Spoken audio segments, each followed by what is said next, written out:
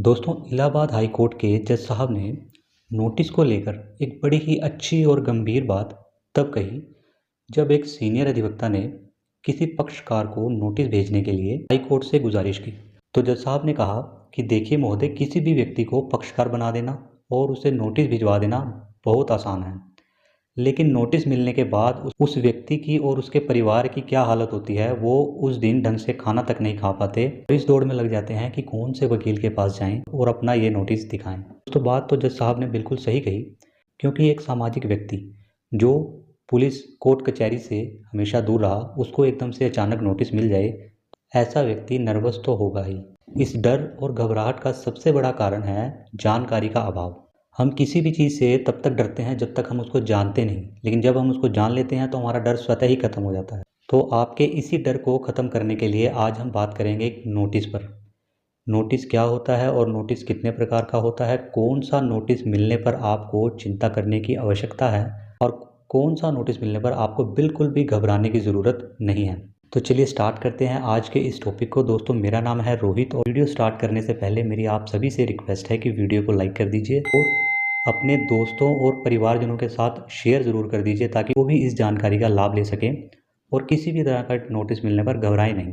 दोस्तों, नोटिस दो प्रकार के होते हैं। पहला होता है लीगल नोटिस और दूसरा होता है कोर्ट द्वारा भेजा हुआ नोटिस, जिसे हम सम्मन भी कहते हैं। तो पहले हम लीगल नोटिस की बात कर लेते हैं। लीगल नोटिस कुछ इस तरह का होता है जिसके ऊपर लिखा होता है लीगल नोटिस, जो किसी पार्टी द्वारा या किसी पक्षकार द्वारा अपने वकील के माध्यम से आपको भेजा गया होता है। अब सवाल ये उठता है कि आखिर लीगल नोटिस क्यों मिलता है।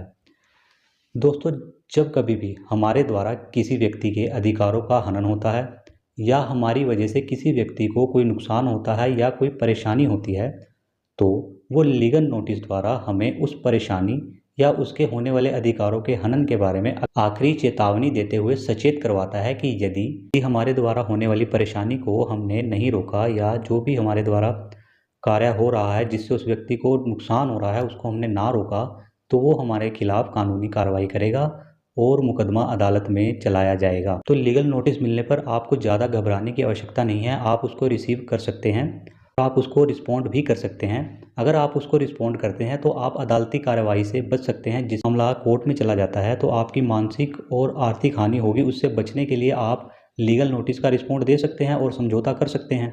तो दोस्तों, लीगल नोटिस का आप रिस्पॉन्स दे दें तो ज़्यादा बेहतर है। अगर आप उसका रिस्पॉन्स नहीं देते तो भी इसमें कोई समस्या नहीं है, लेकिन कल को यदि वो व्यक्ति कोर्ट जाता है तब आपके लिए एक समस्या हो सकती है।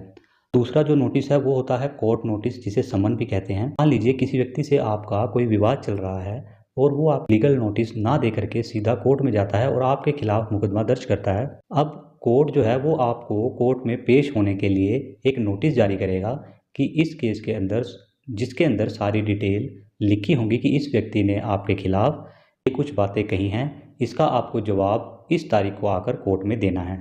यदि आप समन्स को रिसीव करते हैं तो निश्चित तौर पर आपको कोर्ट में पेश होकर अपना जवाब देना चाहिए, जिससे आपकी एक अच्छी छवि भी न्यायालय के सामने बनती है और आपको उसका बेनिफिट मिल सकता है। लेकिन अगर आप समन को रिसीव नहीं करते हैं, इग्नोर करते हैं, तो न्यायालय आपको गलत समझ सकता है, चाहे आप लाख सही हों। लेकिन यदि आप कोर्ट के समन रिसीव नहीं कर रहे या रिसीव करने के बाद भी न्यायालय में नहीं पहुंच रहे, यहाँ पर आप अपनी बात रखने से चूक जाएंगे, जिसका हर्जाना आपको अकॉर्डिंग टू लॉ भरना पड़ेगा।